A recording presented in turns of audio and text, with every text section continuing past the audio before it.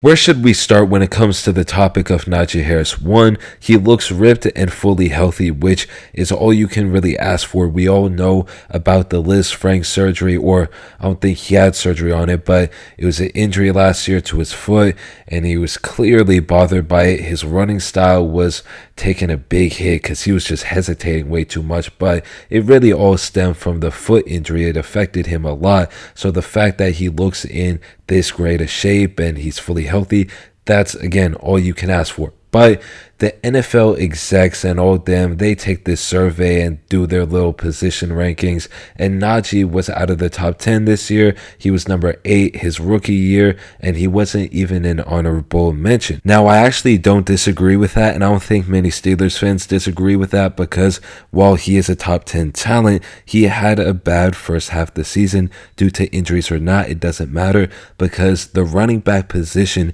is so stacked with talent to the point where you can't have a bad first half of the season no matter what happens and still be ranked in the top 10. But it still leads me to this point. The whole disrespecting of Najee Harris went way too far when he had his injuries, and the narrative still pushed on. We really got to realize how great Najee Harris has been despite the circumstances. Now, mind you, the circumstances are great heading into this year. I expect the best season out of him, fully healthy and with a good O-line and a run game that was established in the second half of last year. But first year offense was a mess in every single aspect. The O-line, I mean, they had Kendrick Green as their starting center. Should I say any more?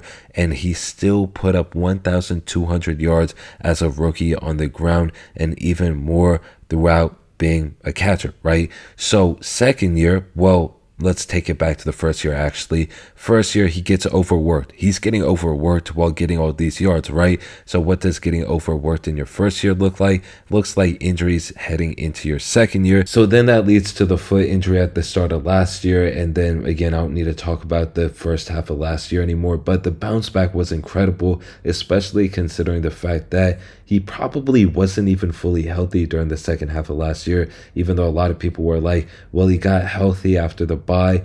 I don't think that you could get fully healthy off of 2 weeks, right? Or that may just be me, but it's a very short amount of time to get right, and it's very impressive what he did with that short amount of time. The stiff arm versus Atlanta, he had lots of impressive moments, but now coming into a situation where you got 3 really good blocking tight ends, like Gentry, Darnell Washington, Pat Freiermuth, and the O-line improved with Isaac Seumalo. We've already talked about that a lot.